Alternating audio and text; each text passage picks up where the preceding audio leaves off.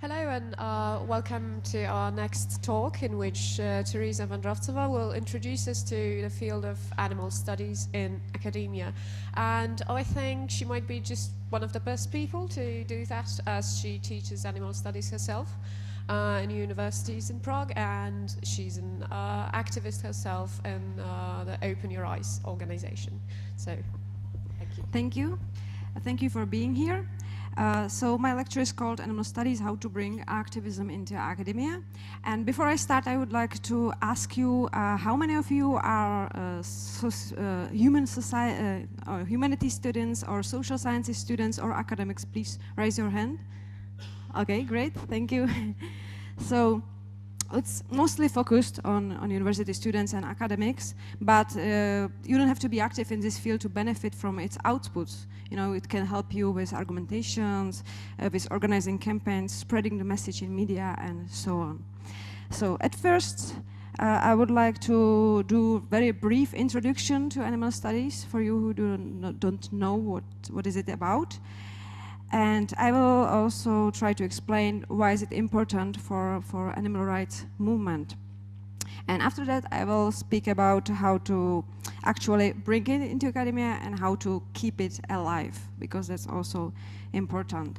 And by bringing it into academia, I don't mean that you have to like start your own department or some study programs, but it's about to bring this topic there. You know, you don't even have to teach it. It's very great if you would, but also you can start with, you know, with writing about it, you know, to keep this topic there.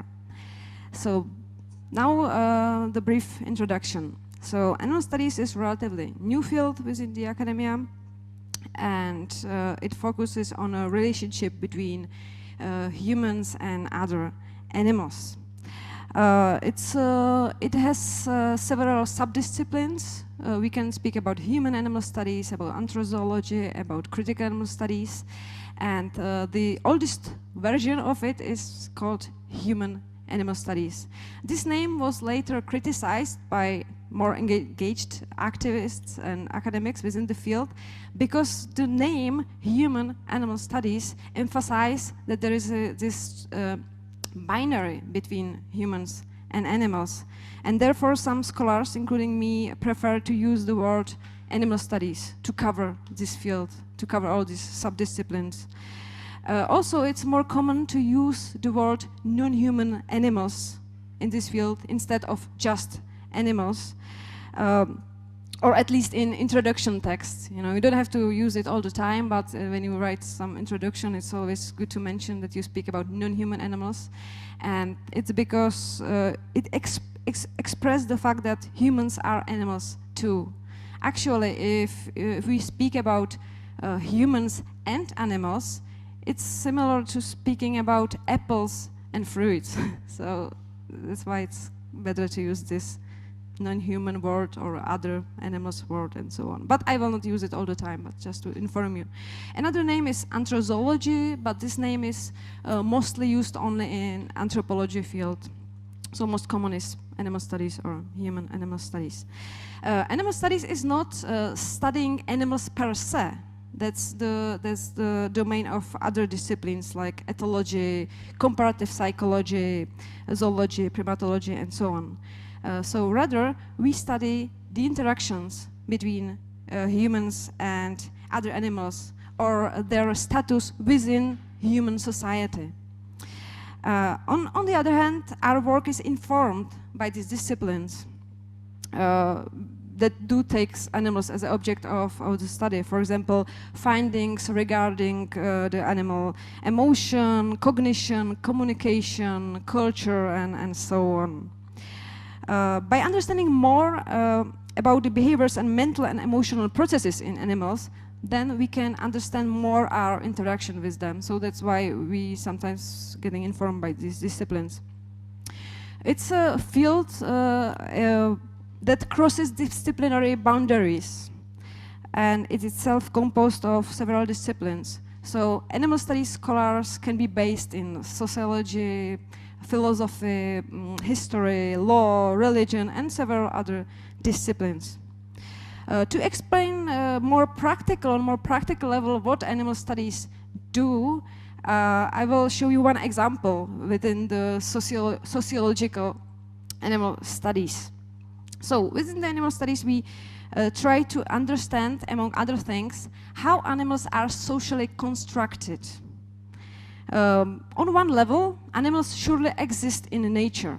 They have their own characteristics and so on, but once they are incorporated in human societies, they are assigned to human categories, which are often based on their use to humans. And these are these categories that shape not only how animals are seen, but also how they are used and treated. And it also works vice versa. I will also mention a social psychological approach in it, because how we use animals can also influence how we see them. For example, when we have some farm animals or laboratory animals, we have psychological tendency to see their status as a lower than other kinds of animals. These phenomena are called just worth phenomenon or blaming the victim in social psychology, because we like to believe that the world is just place, that everybody gets what he deserves or he or she deserves. So when we see somebody in this position, sometimes we have tendency to see them in lower level than, for example, pets and so on. These categories varies among different culture, different eras. It's changing over time, and the classification that we use tell us that being animal in human society has little to do with biology and almost everything to do with human culture. So animals' physical identity is less important to their status and treatment than their symbolic identification and their social meaning. And by closely examining these social categories that we have constructed around animals in our society, we can come closer to understand our relationship with these animals. If you look at these two pictures, you can see that there are same animals on both pictures. There is a dog, and it's even the same breed of dog. It's a beagle, but we as humans living in our society understand that their status is different. Can you tell me what is the first category? How we call the first category? Pet, yeah, exactly. And the second one? You know, what is it? It's lab animal. First category of animals, they get name, they are treated as family member, we mourn over their death, and even in law, at least in Czech law, I don't know how it is in Poland, but we are not allowed to kill them when they are healthy and young. Yeah, it's not possible. You can kill them when they are like, they can be euthanized when they are sick, but not, you can't just, kill them. On the other hand, this animal doesn't have a name. It just has some code or number. We don't, at least people who work in these areas, they don't see them as individuals, but they see them more like data or source of some knowledge. And of course they can be killed after the experiment, because it's for example, sometimes it's necessary for doing the research and so on. So their status is quite different. So this was one example of what we can deal with in animal studies. So now let's back to this introduction. This discipline has its parallel in animal rights movement. Like what feminist scholars did in the 70s with the words gender and woman, animal studies scholars have been inserting the animal into the humanities and social sciences. And like women's studies and African American studies rose alongside with feminist movement and civil rights movements, animal studies, respectively, has risen alongside with animal protection movement or animal rights movement. The publication of two major philosophical works on animals, Peter Singer's Animal Liberation and Tom Regan, The Case for Animal Rights, led to an explosion of interests among activists, among wider publics, and also among academics, because they are people too. So it was this. They were influenced by this as well. Although animal studies can be studied as relatively descriptive field, which only reflects animal in human society without critical reflection, or as some scholars can call it, value-free, even though we can discuss if it's possible to be value-free in social sciences. For us, as for activists, it's much more important its critical version, which is called critical animal studies.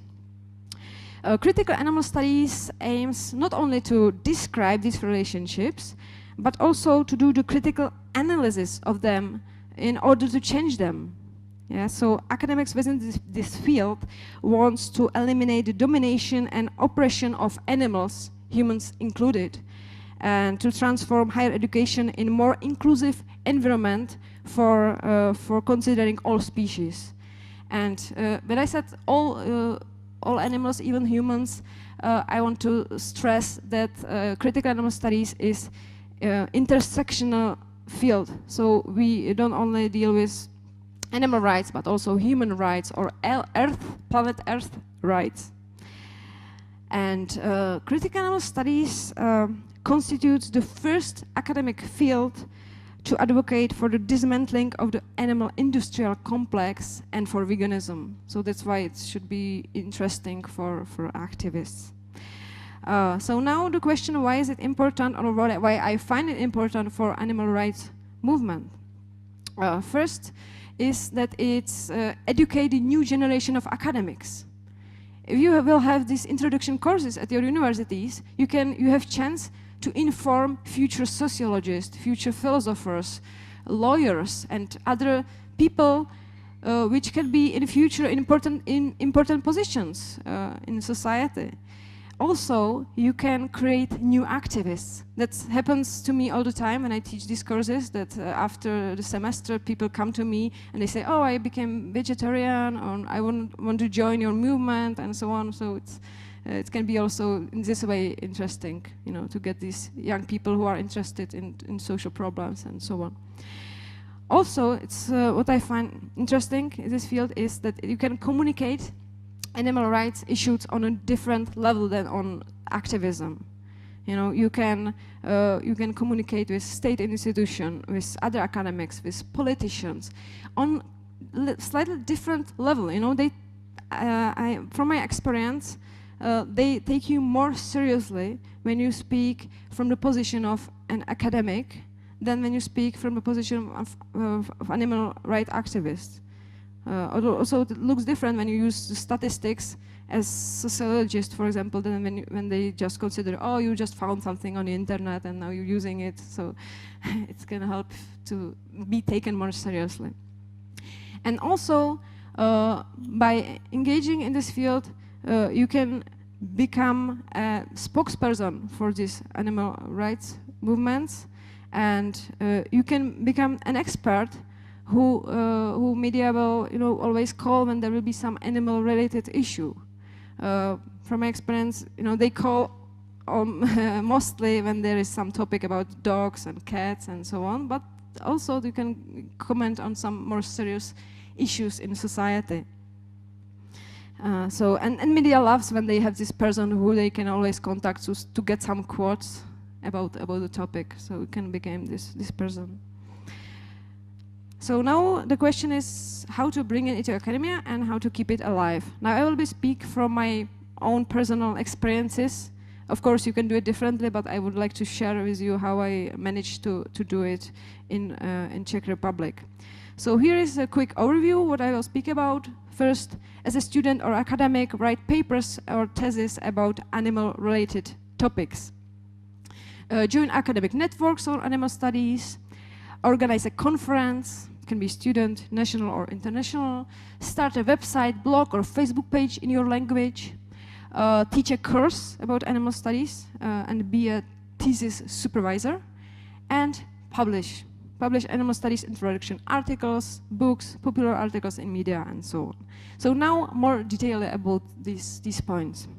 So first, I would really encourage you to, anytime you're studying some humanities or social sciences, try to put animals there. It's when you have, for example, somebody in sociology class ask you to do some questionnaire or some small research, you can focus on, for example, veganism or about some animal-related topic.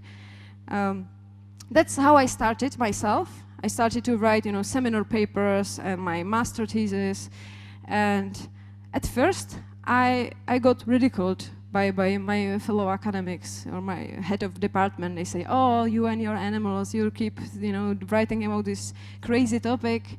But after a while, they started to take me more seriously.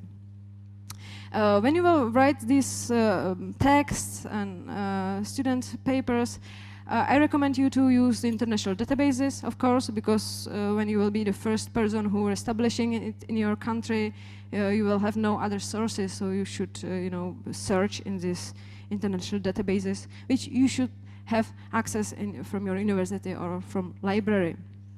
I also recommend to use animal studies bibliographies, which are online. There are several of them, and I recommend the most this one, it's a project of Michigan State University, and they update it every year. So it's a list of whole books or articles, and for example, when you will want to write, for example, about animals as a food, you will click on this category, and you will have a whole list of papers and books which you can then find in these databases.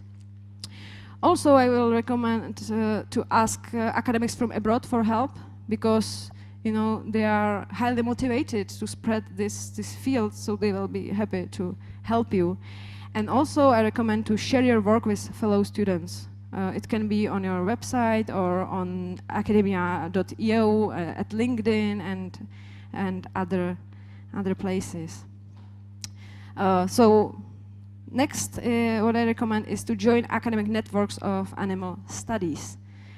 It's important because you get connected with other academics, you get support, and you also have better info about what is going in the field, so you don't start something which somebody else already did. First, what I recommend is this mailing list, Human Animal Studies listserv, where you can sign in, and then you get emails from these people, asking for help, and you can ask there as well, and it can really works. I will give you one example of how it worked for me. I was looking for articles of American professor Aluk, and I wrote there, "Please, does anybody have this article? I can't find it anywhere. Please, can you copy it to me?" And nobody answered. But after 2 weeks, I got mail, package to my department, and Professor Aluka himself sent me these articles and just wrote there, "Good luck with your research." So you can be surprised how it can be helpful. Also, I recommend to join several Facebook groups from different organizations, where you can also get information what is going on and to get some help. First, I would recommend this European Association for Critical Animal Studies group. You can join Human Animal Studies group and Institute for Critical Animal Studies group. On the other slide, I will show you the list of organizations, which I will repeat some of them. So first is quite new. We started it last year. It's called European Association for Critical Animal Studies.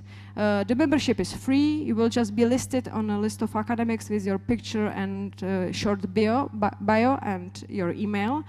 So when somebody else will be interested in the field similar to you, they can contact you. You can contact other people, and I think it's useful to be in touch. Also, this organization organizes regular conferences where you can join and meet other people. Another one which I found very important is Minding Animals. It's a huge conference which happens every 3 years in different areas over the world, and The fee is usually quite expensive, but you can ask your university to get some funding. So, I think it's very valuable and worth to go. Another one is the Institute for Critical Animal Studies. It's an international institute. It's all over the world. It used to be in Europe as well, but we split because we felt we wanted to be independent, and we felt that it was too much US oriented. But you can also join them. Another one, which is also quite recent, is Center for Human Animal Studies. It's European based, and there are some scholars who are doing research within the field. And at the end, I would like to mention two older ones, which are also great, especially Animals and Society Institute. It's been on since 90s, and their website is full of useful links. You can find there where are the courses about animal studies all around the world, and they also publish a journal, which I will mention later. And the last one is International Society for Anthrozoology, which is more anthropology oriented. So if you are an anthropologist, you can look at this organization. What I also recommend is to organize a conference. It can be just a small conference with you and some fellow student who will share their ideas and papers. It can be a national conference, but I think that at the beginning it's a better idea to get international. Because if I would do a national conference in Czech Republic, I wouldn't have enough people to come. So international conference is a better idea. If you will become a member of European Association for Critical Animal Studies, we always ask people from areas where animal studies are not evolved yet to organize this conference, and it's a great opportunity. I did it by myself in 2011 in Prague. I had no previous experiences, and I was alone, in Czech Republic, who was the only academic. But with help from friends from abroad, from UK, and also with help of fellow activists in Czech Republic, I managed to do that. And this conference was really a crucial moment for establishing animal studies. Because, as I said before, the people were making fun of me. The head of department was like, "Oh, and you will end up with these crazy topics." But after he saw that I brought 150 people from all around the world to Prague to speak about this topic, they were like, that must be something important then. So I really recommend you to, even if you are not experienced, you can get advice from other people how to do it. You can get, some tips and so on. And if you do it in your university, you can, have rooms just for free. When you ask, in the university can be happy that there will be something happening. And so I encourage you to do this. I also recommend to start a website or blog or Facebook page in your language where you will introduce this field. Why is it important? First, because of networking. You can put people together. You will have some place where people, can write to email. They can share their ideas and sources, and it's also great for informing new students. Maybe there is some student who doesn't know that there is some field of animal studies, and he will, for example, want to write some paper, some seminar paper about animal abuse. He will put animal abuse in his language or her language into Google, and then he or she will find your website, and then, oh, there is something like that. I can, ask them for help, and I can get some inspiration. What can be at this website? Of course, some brief introduction. What is animal studies? What is it about? We can give some examples of topics which can be, solved, and you can also put there links to organizations, links to important books, articles, and other useful info. Also, I recommend to put there student and academic papers. I always, when I teach some course and somebody writes some great essay or some bachelor thesis, I always want to, publish it there so other people can find it there. And also, students feel that their work is important, that somebody will read it, that will not end up in trash of, academia students' papers. So, and you encourage them to do more. And also it's good to have their info about upcoming conferences, not only in your country, but also in whole Europe, because, as you know, people can travel. So, next step is to teach a course, some introduction course about animal studies. When you are a master student or a PhD student, usually, at least in Czech universities, the department asks students to teach some course. You can teach some course which is already there, but also often you have opportunity to start your own, to start, create a whole new course, and it's you can have a lot of sources, so you don't have to create it by yourself, because there is already a lot of texts which were already written and you can use them. I think it's important because you support new students interested in this field. You spread animal rights message among students. Even students who would not be interested at all, but they just see this course, which is, they say, it will be easy. And then you can discuss their, animal rights issues. You can ask them to do projects. For example, to focus on carnism in speaking and so on. It's also helped to establish animal studies at your university, that it is there, it is existing there, in my university, now, the feeling that it is there encourage people who would like to focus on this to study there as well. And I will also show you my experience from how I spread to 3 universities. First, I taught this course at my department because I was a PhD student, and they asked me, like, you should teach something, so okay, I will teach this. But after that, students from the second biggest city in Czech Republic, in Brno, they were activists, they were studying some environmental topics, and they said, you should come to teach us, as well, you want this topic there. So I said, okay, ask your head of department. And they did, and it worked, and they invited me. So now I'm going to Brno every 2 weeks. And also the third university is University of Prague, University of New York in Prague, where I started to teach last year. And it happens by that there was a head of department who is vegan.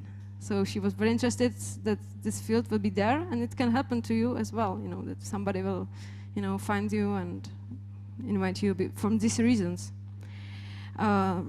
Regarding the texts for these courses, I recommend you to use pedagogic books of Marco de Mello, who published several books about this, and she's experienced in teaching this course.